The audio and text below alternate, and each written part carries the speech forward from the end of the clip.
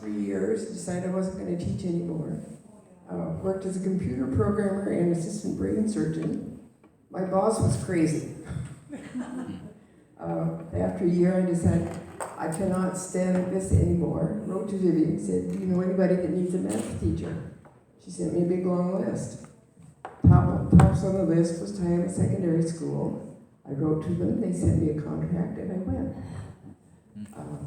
It was a Kingsley plan. I think I was the first Kingsley teacher for the United Methodist Church in Sierra Leone. And taught there 4 years, came back, got married, had a couple of kids, and here I am.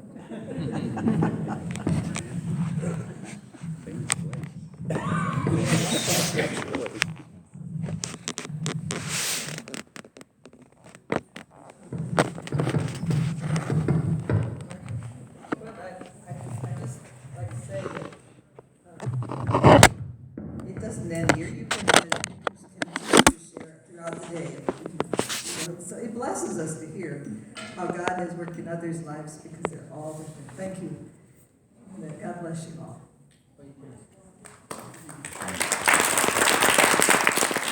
Is around us, make this as easy as possible for you.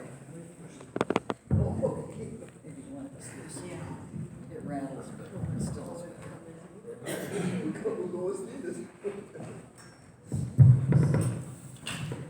Good morning. First, I want to thank Melanie and Roger for inviting us to this today. We are so pleased as Solar Up Partners to be part of this and get to know more of you, and it's been a wonderful experience so far. And I do want to recognize the rest of the Solar Up Partners people who are here because they're going to assist in answering questions or in part of the presentation. Marge, you just heard from Marge, but Marge Evans de Carpio is our director, and she's going to help explain more about the solar oven. My sidekick is Bill Smith, and he told me if he doesn't do it right, I'll tell him anyway, so he's going to run the slides for me. Just here to push buttons. He's just here to push buttons. Bill, who you just met, Bill Lint, is part of the board for Solar Oven Partners and has made many mission trips with Solar Oven Partners. Bill and I have been to Haiti and to the Dominican Republic and then to Sierra Leone. But I wanted to kind of follow up on the call story. I have a different one too. I was raised Catholic and went to Catholic schools. And I remember as a young child dressing up in a nun garb and making my sister sit in a school desk that we had in our basement. We had a chalkboard, and I was the nun who was going to teach her. And then our Bible at home had in the front all the descriptions of the different steps the priest takes during the Mass. Well, I didn't realize at that time a woman couldn't be a priest, and I would go through all of those steps. And my husband always says, boy, it's lucky you met me and became a Methodist, because those priests would have had a hard time with you. I don't know if that's a call, or if God was just following me around as I moved from place to place. But, how do you turn this on?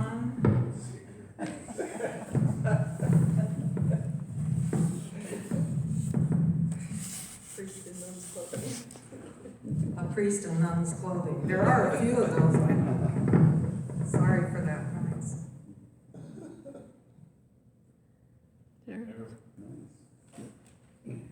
My story on that is sometimes you know you are blessed, and I know I was blessed.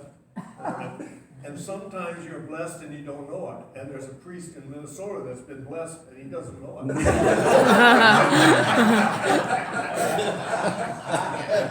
I also want to start by saying we met after our time in Sierra Leone, which was in March of 2017. We met with Bishop Yambasu in his office to talk about our experience and what the future would hold for a partnership with them. And I remember very well a quote he said, when you say yes to God, you don't know where it's going to take you. And so all of these calls you talked about, you didn't know where saying yes, where you would end up. And that's certainly true for me, because we had been to Africa, Bill and I, in 2006. Our son was a Peace Corps volunteer in Uganda. And so that was our first visit to Africa, and I thought it would be our last. It was a wonderful trip. We spent 2 weeks in Uganda, and I loved every moment of it. So when we got a call, right before Christmas in 2016, no, it wasn't a call. Calls, you know, can come by email too now. So we got an email from our now retired director, Rick Jost, asking if there's any chance we would be able to be part of a pilot trip to Sierra Leone, to just see, you know, how things would go there and meet the staff that was working in community development and health issues. And we didn't have much time to decide. They needed to get airline tickets, and would we be willing? Were we able? And I guess on Christmas we discussed it with the family and decided to go.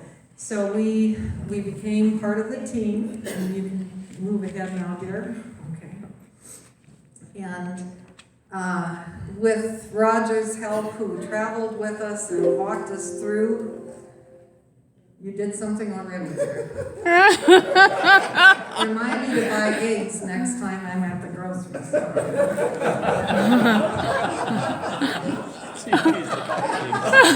I told him you have to just press ahead or behind.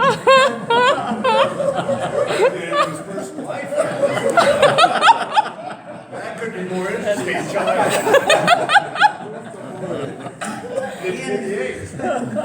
Okay, move it ahead there. Okay.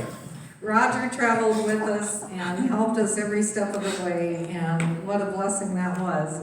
And so he was part of the team. Once we got there, he went to do his work at the eye hospital, and we were chaperoned around to our different areas by a very capable and wonderful staff that the bishop made available to us. Okay, so we went in March. The connection was through Melanie and Roger. I think Roger, with his experience in Sierra Leone, thought we might be a good fit for the country. And we are, you know, part of the Dakota Conference of the United Methodist Church.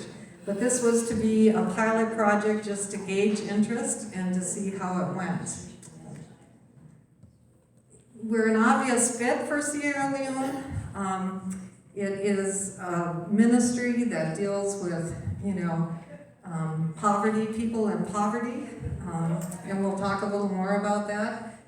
We deal with countries where there's a limited access to clean water, where there's a high usage of wood or charcoal for cooking, and deforestation issues, and where we have a connection to, we can connect with, you know, a United Methodist Church within the country, or an established church or organization that is faith-based and we can work with and partner with. And the basics, as I said, we are an advanced project, and we are a ministry of the United Methodist Church, the Dakotas Conference. And the whole purpose is really to empower people.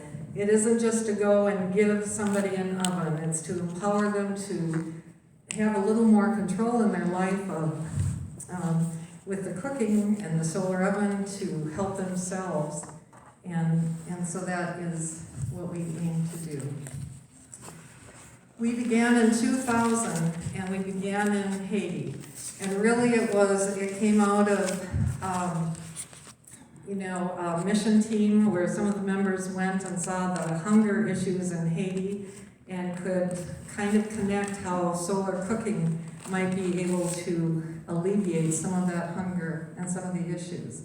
We served in Haiti until 2015, and now we are in the Dominican Republic, and we have done a pilot project on the Navajo Reservation in Arizona, so an in-country project, and I know another one of those trips is scheduled in the future as well.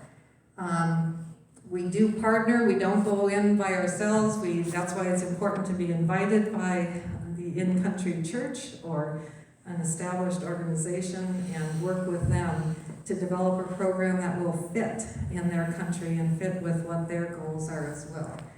And we have distributed over 10,000 solar ovens in our 18-year history. We are heavily depend on volunteers. We have volunteer workshops where components of the oven are built, where they're packed for shipping. We have people who make our potholders, volunteers across the Dakotas and even beyond, where our black cloths are made, or the people who serve on our board are all volunteers. And we have strong financial support for what we do. We've been very blessed to have people who really believe in this program. Let's talk about the poverty issue first. And most people in the developing world, as we understand, and having been or having connections to Sierra Leone, most people cook with charcoal or with wood. And so that's a common cooking fuel. And speaking to people when I was there, one person told me they estimated that a week's worth of charcoal for a family of 5 would cost anywhere from 15,000 to 25,000 leones, and equivalent to $2 to $4, in US dollars. And when you take a country where 60% of the people live on less than $1.25 a day, that represents about a quarter to a half of a person's income just spent on cooking fuel. And you could say it does go up in smoke, and that money could be spent elsewhere. The sun is free, and that's the whole point. And the countries where they have access to sun. I've had a lot of people, not a lot, a few of you have asked about what about the rainy season in Sierra Leone. You do need the sun to cook, and I think Marge will talk a little bit more about how this operates, how the oven operates. But there is a lot of sun in Sierra Leone, and there are many, many days where these ovens could be used and cut down on the use of charcoal and what they have to pay for cooking fuel. Cooking with wood or charcoal, if you've been around it, there's a lot of smoke, and it leads to eye disease, lung diseases, lung cancer. And I just found this in the National Geographic last August issue, but a typical cooking fire produces 400 cigarettes worth of smoke in an hour. And that's incredible, and you think children and women are the most impacted around those cooking fires. This woman who was in McKinney, Frederica Safa, had said, and she showed me, the scars on her hands, and those were from the coals and from starting the fires and working with the fires. And so, for her, she was excited about the possibility of not having to deal with the heavy pots and the smoke and the injuries. Deforestation is a huge issue, and it is in Sierra Leone. As I think Roger was talking about Sugarloaf Mountain and knowing that was a forested area before. Not all that wood has been cut for charcoal, but a sizable amount of wood is cut in the country for charcoal. And so they estimate 95% of the people use firewood and charcoal, and you can imagine the amount of wood that takes. Deforestation, and you will see it in Haiti, you see it in Sierra Leone, you see it in a lot of these countries, is depleting the soil. The mudslide was a good example of what can happen when those trees are taken down. And combined with climate change and the issues in the changing climate, torrential rains, and you lead to some disasters that hopefully could be, minimized. This group said that 800,000 hectares, am I saying that right? Of forest cover, which would be 197 million acres, have been taken have been lost in the last decade in Sierra Leone, and that loss is accelerating since 2015. This was a gentleman in McKinney, Gaston Amara, a teacher, church leader, and radio broadcaster. And he said, what we are now facing is worrying. If we don't have a substitute for charcoal, I wonder what will happen in the next 20 to 25 years, especially with the threat from climate change. Solar cooking can be a way to drastically minimize this menace that lies ahead. It's one instrument, it's one tool that can make a difference. Solar cooking also addresses disease from water, impure water, and water that especially impacts children. And so a lot of Sierra Leone, as I understand it, has an issue with access to clean water. And I know the Methodist Church there is dealing with building wells and creating areas where they can get safe water. But believe it or not, this small instrument called a WAPI, a water pasteurization indicator, comes with the oven. And it's such a simple thing, but you put this in the water, and it's a capsule with paraffin, and when the water reaches, or milk, reaches the temperature where the microorganisms have been killed and it would be safe to drink, the paraffin melts. They know it's safe to drink, and this can be then just used again and again. The paraffin re-solidifies, and it's a simple instrument that can make a huge difference in the health of those families and those children. And here our retired director, Rick Jost, was showing, I don't know if you can see it there, but he's showing them that small tool that can make a real difference. The other thing we found is that with charcoal or wood burning fire, you can't bake. You can fry, you can, cook, but with the solar oven, you can bake. And that has led to small side businesses for some women especially, who can bake breads or cakes for a side income or for just their own, money, for parties, for weddings, for that type of thing. And that has happened with some of the people who have received solar ovens. There's a cake, that was a very popular cake. We made a pineapple upside down cake. I didn't make that for you yesterday, I apologize, but we had that. We had mango upside down cake, but they were really excited about things like that they could do with the oven.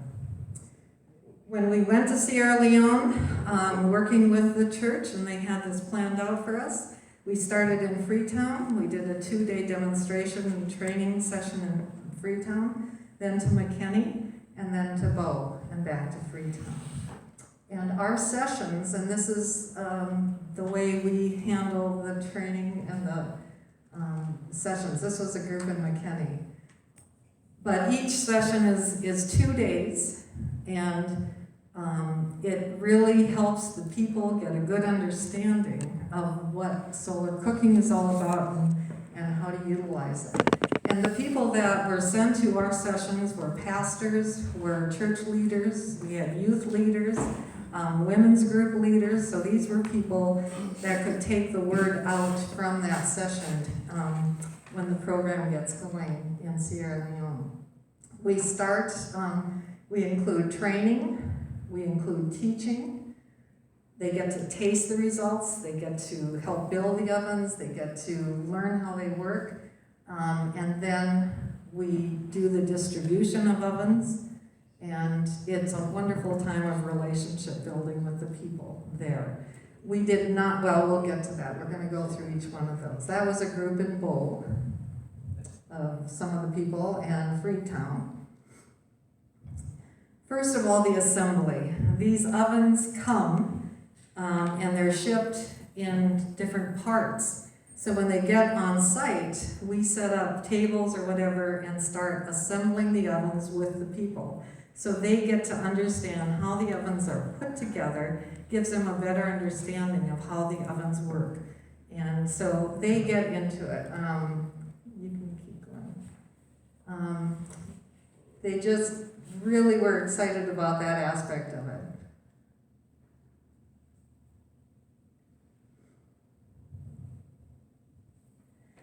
We also cook while some are assembling, and we try to rotate people maybe in and out so they get an experience with the assembly and cooking. Although it's mainly the women who do the cooking, but it doesn't have to be. We've had men too.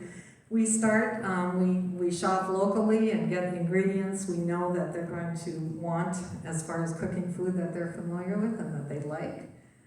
This was in Freetown. And then, we travel to the different areas. We do come with some recipes that we think, we do some research, and I know Marge is researching as well on Sierra Leone recipes. But we went ahead knowing some things that they might like, but then they take over. And I always say, I'm not one of the leaders in our church kitchen, but you can always tell who the leader in the church kitchen is, because you know who takes over on these sessions. But they put together wonderful dishes and do it the way they, that they're familiar with and that they know they'll like. So we bring the ingredients, and sometimes you'll have some of the participants also bring things that they want to add to some of the dishes. And then we don't just, you're going to have people passing by. This was in a school compound in Freetown, and the children showed up one morning and they just went crazy. And so we gave them sessions where they could help put together some of the dishes. And they had a lot of fun. And that's part of the relationship building. And see, we did get some men to cook too, so.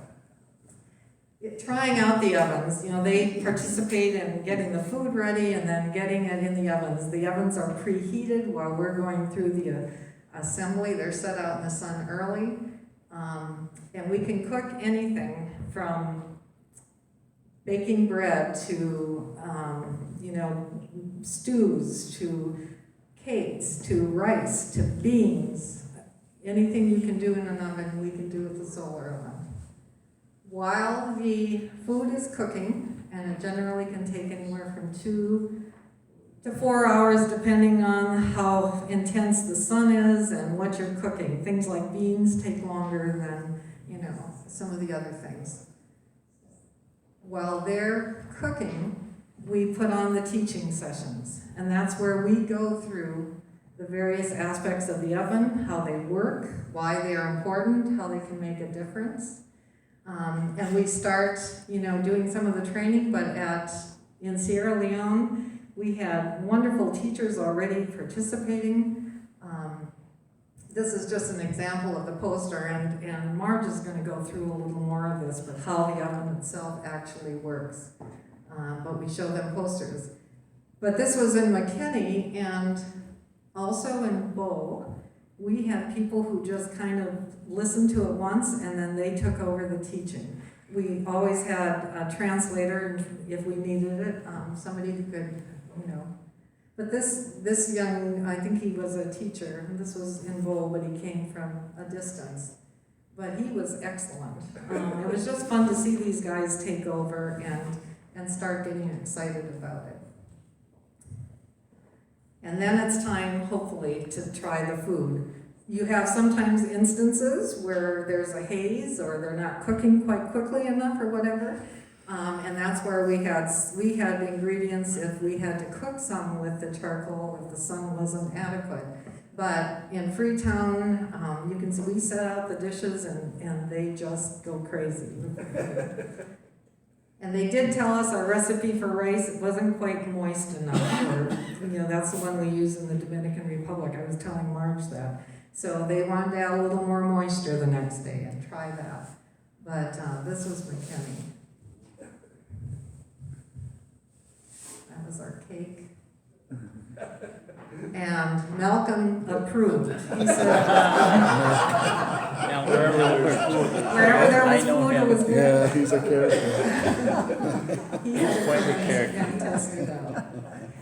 And then distributing the ovens. It was different in a pilot project. We did not, usually in our sessions, the people who participate in the sessions have they can take, not just tape, they have to, they have to make a monetary contribution toward that oven. And if I'm right, Marge, that is dependent really on the local church and what, to a degree, on how much they feel the people should be needing. On our in-country partner. So they make a uniform for all of the locations we go to in country, but it's determined by our in-country partner. And the reason we do ask that the participants make a monetary contribution, it becomes theirs, and it is not just a giveaway, it is something that they have made an investment in. The cost that we put on an oven, which includes the oven, the training, the transportation, we say is around $150. What are they at now in the Dominican Republic? What have they set? 1,000 pesos, which is equivalent to about $21. Equivalent to $21, but that is up to that in-country church to kind of determine what would be fair. So the people who are, and they have to participate in the training, they cannot just come and get an oven, they must go through the training. And so, then we have ovens to distribute to those who have gone through the training, made the investment. In Sierra Leone, we left ovens at McKinney, at Bow, and Freetown for the church in Sierra Leone to utilize as they wanted to. But if we start a project, then that's where you start distributing them to the people. Each oven package, and you tell me if I left something out. You get the solar oven, 3 black pots, a thermometer, 2 pot holders, French loaf pan, black cloth, the wappy, measuring cups and spoons. Am I missing something? Do they have a recipe book? We don't have a recipe book for Sierra Leone developed yet. As we continue in the ministry, we'll develop a book and that'll be included as well. We have recipe books once we're kind of know what they want.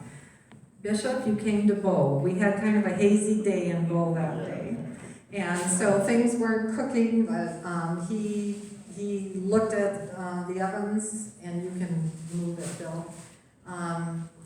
Spend time with us, which we were so thankful for.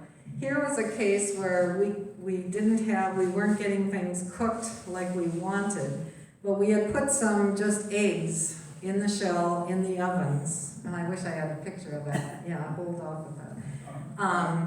We had put some eggs, and so Bill said, while they're doing the training, just to show them that they work, he said, go get some of those boiled eggs, or not, they're not boiled, but go get some of those cooked eggs.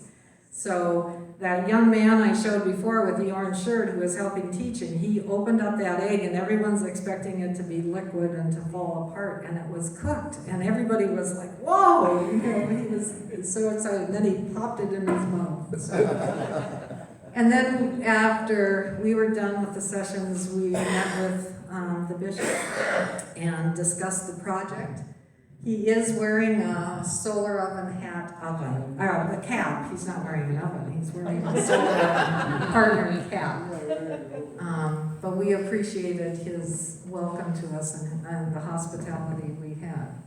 We now have shipped 635 ovens are in storage in Freetown. And so they have been, we had shipped 20 ovens ahead of time in one of the Rogers shipping containers. And so we have those for our training and for leaving the country. And now we have this base number. And the trip is planned for November 25th through December 7th. And Marge might mention, I know there are people who have really shown interest in being part of that team, so she's trying to develop that team now. And I guess I'm going to end with, this was Edwin and Momo, am I saying that correctly? Mm-hmm. Secretary to the Sierra Leone UMC Annual Conference, I hope I have that correct. Okay. Sunlight is easy and free for us. We do have sunlight, but are we using it? We have forests, but we have been deforesting and leaving our lands bare.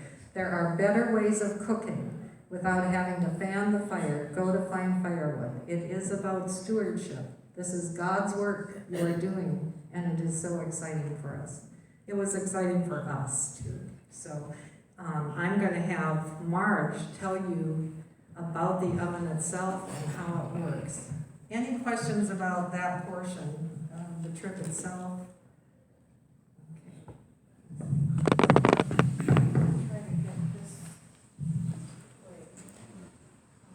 Roger, do you have, eject process to eject what you have?